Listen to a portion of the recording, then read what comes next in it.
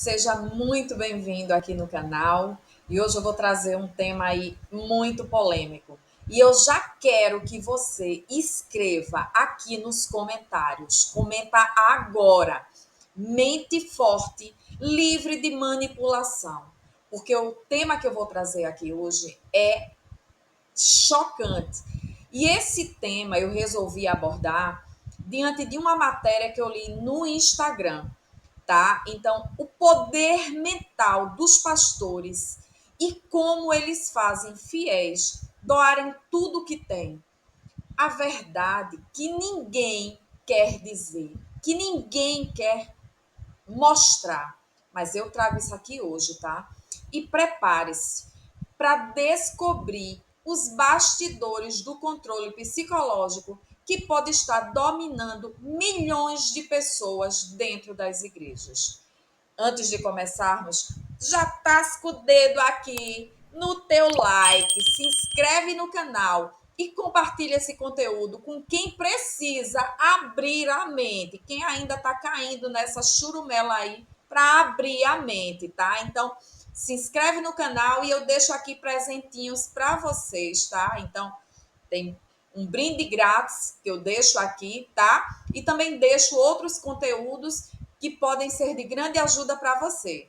O tema de hoje é muito forte, polêmico e vai deixar você refletindo por dias como líderes religiosos estão usando técnicas de manipulação mental para induzir fiéis a doarem tudo o que têm.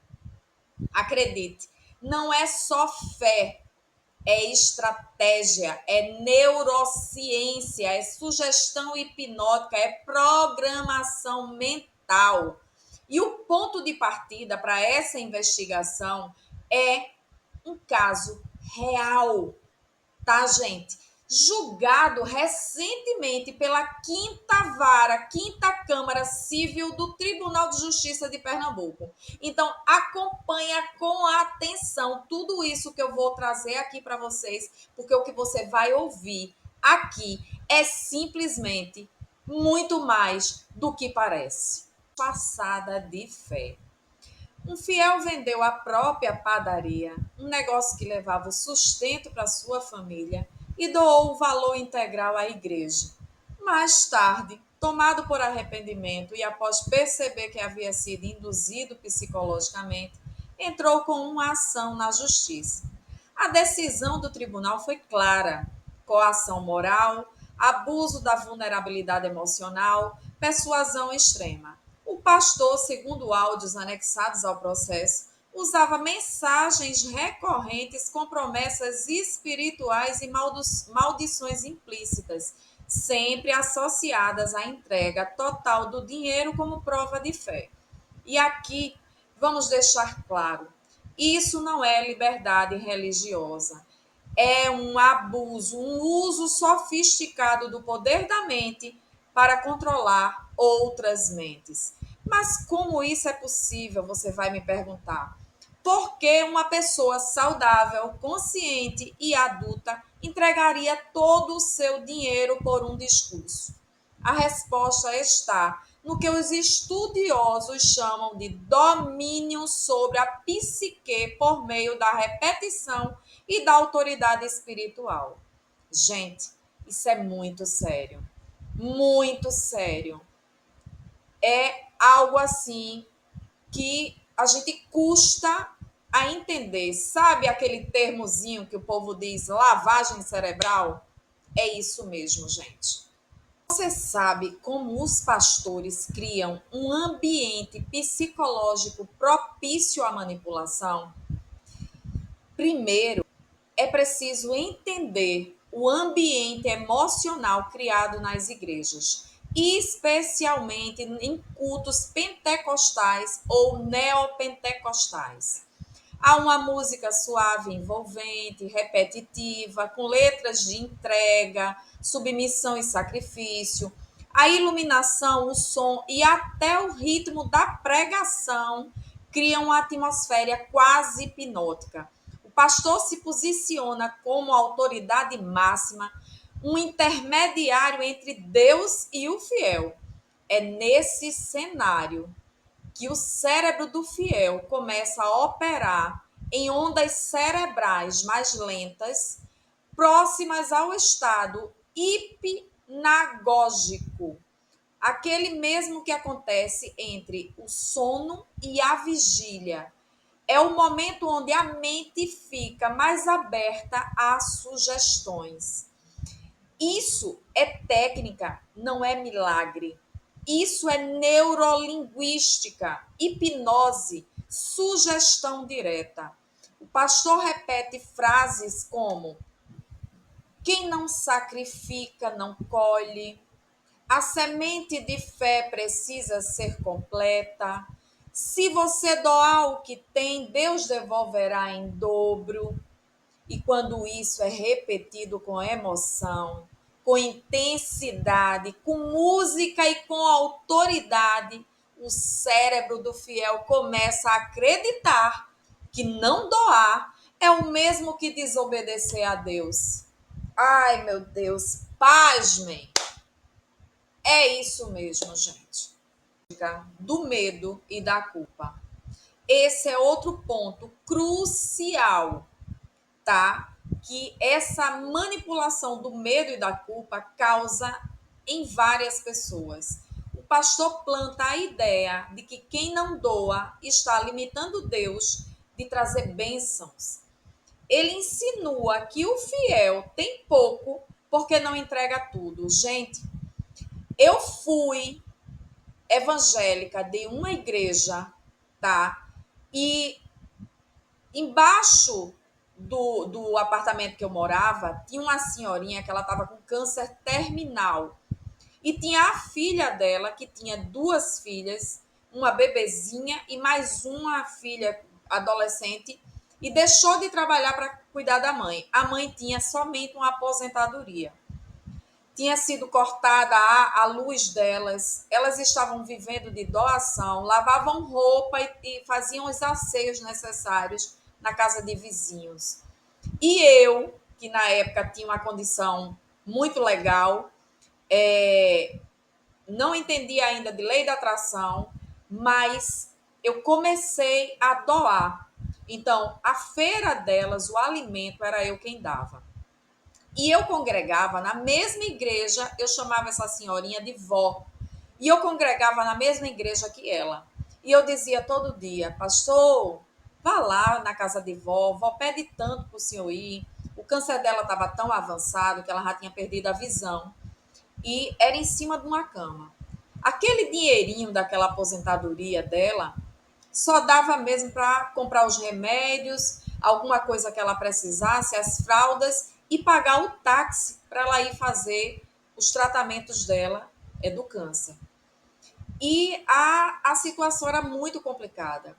Um certo dia eu disse na igreja: pastor, só saio daqui com o senhor para ir visitar a avó. E aí ele foi obrigado a ir. E quando chegou lá, conversa vai, conversa vem, e ele foi e disse: a senhora está assim porque a senhora não está dando o seu dízimo. Só que a filha dizia a ela que estava dando para alegrar o coração dela, mas não tinha condições. E ela ficou nervosa, aperreada. Edna, você não está dando dízimo. Olha como eu estou por causa disso. Eu estou prestes a morrer por causa disso. Minha doença está muito mal. E foi aquele transtorno. E a partir deste dia, eu saí da igreja que eu congregava. Porque eu achei aquilo uma falta de humanidade, uma falta de caráter, uma falta de tudo quanto você pode ver de humanização em alguém. Então, essas armadilhas psicológicas, elas são muito graves. Essas mensagens que muitos pastores passam, tipo, se você não dá, Deus também não vai te dar. Quem guarda o que tem, perde até o que não tem. Essas mensagens, elas constroem simplesmente um ciclo psicológico destrutivo. O fiel começa a sentir culpa por não doar, medo de perder as bênçãos de Deus, vergonha diante da comunidade. É simplesmente uma armadilha mental. A pessoa sente que está em débito com Deus e que a única forma de corrigir isso é doando. E é nesse exato ponto de fragilidade emocional que aquele fiel toma decisões financeiras extremas. E, gente, na Bíblia fala sim do dízimo, mas existe uma diferença entre você pegar tudo o que tem para doar lá na igreja. O dízimo que Jesus quer é que você pegue 10% do que você ganha e doe para quem precisa. Se você quer doar algum ponto, algum dinheiro para a sua igreja, isso não é errado, não. Mas não dessa forma, como ferramenta de persuasão. Agora preste bem atenção em outro elemento chave: o discurso da colheita divina. O pastor diz: a sua oferta será multiplicada. O que você planta hoje colherá em abundância amanhã. Mas nunca há garantia, né? Nunca há responsabilidade. Se a bênção não vem, a culpa é do fiel. Você duvidou, você não fez com fé suficiente, você deve estar pecando em alguma coisa. É um ciclo sem fim de pressão emocional. E a cada falha da realidade em responder, a igreja sugere uma nova oferta, um novo sacrifício, um novo voto. Não é diferente de nenhum jogo psicológico, um vício comportamental. E aí eu te pergunto, qual o limite entre fé e manipulação? E o que a justiça decidiu? Não é diferente de nenhum jogo. A justiça, no caso da padaria, foi enfática. O que houve ali não foi pregação, foi abuso. Segundo o relator da 5ª Câmara Civil do TJPE, as mensagens e áudios do pastor demonstraram um padrão de persuasão que interferiu na autonomia do fiel. Isso ultrapassa os limites da fé e entra no território da manipulação mental. O fiel foi indenizado em 30 mil por danos morais, mas e os milhares que sofrem o mesmo tipo de manipulação todos os dias e não recorrem à justiça. Já pararam para pensar nisso? Então, agora eu vou te mostrar como é a lei da atração inversa quando a mente é usada contra o próprio fiel. É isso mesmo, gente. Continua comigo agora. Mas pensa muito bem. A lei da atração inversa e como esses pastores conseguem usar a força da tua mente contra você. Muito se fala sobre o poder da mente para atrair prosperidade, não é isso? Mas e quando esse poder é manipulado por outra pessoa para te convencer a entregar tudo que você tem? Os pastores, eles conhecem tudo isso, esse jogo da neurociência, da neurolinguística, e eles invertem o poder da lei da atração para conduzir os fiéis da forma como eles precisam e como eles querem. Eles fazem o fiel acreditar que só vai prosperar se abrir mão de tudo.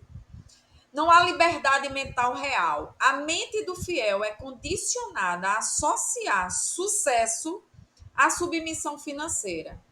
E a pergunta é: isso ainda é fé? Ou é programação neurológica disfarçada de espiritualidade? Eu quero que você deixe aqui nos comentários o que é que você pensa sobre isso. O que é que você acredita que é fé? Deixa aqui nos comentários para mim, porque é muito importante o que você acha, o que você pensa. Para mim é muito importante. E agora eu quero te ensinar como se proteger dessa manipulação espiritual. Questione sempre promessas financeiras feitas em nome de Deus. Lembra, você é um pedaço de Deus, partícula divina. Você é um deusinho, uma deusinha, você é a imagem e perfeição de Deus. Você não precisa ser manipulado, tá? Então, fuja de líderes religiosos que te colocam medo ou culpa para te forçar a tomar decisões. Confie em Deus, mas também na sua capacidade de raciocinar. Você tem isso aqui, ó, cérebro pensante. E lembre-se, fé verdadeira liberta, ela não escraviza. Então, quando você pensar em se deixar cair numa esparrela dessa, pensa. Eu quero te chamar para uma conclusão. Quando o altar vira um palco de controle mental, o que é que a gente deve fazer? Esse caso do fiel que doou tudo à Igreja Universal não é isolado, é um relato que isso acontece, né? É um retrato de um sistema que explora o emocional, a fé e a esperança das pessoas, usando estratégias psicológicas precisas. Se você chegou até aqui, reflete. Quantas vezes você foi manipulado e nem percebeu?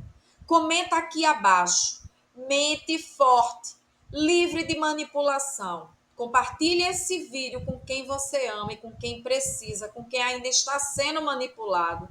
Clica nos links da bio, tá? E mergulhe ainda mais nesse tema, porque a fé deve ser uma ponte para a liberdade, não uma prisão disfarçada de salvação.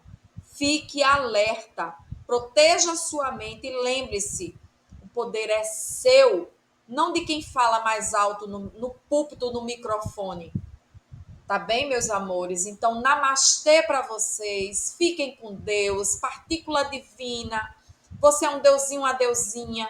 Seja tudo o que você nasceu para ser.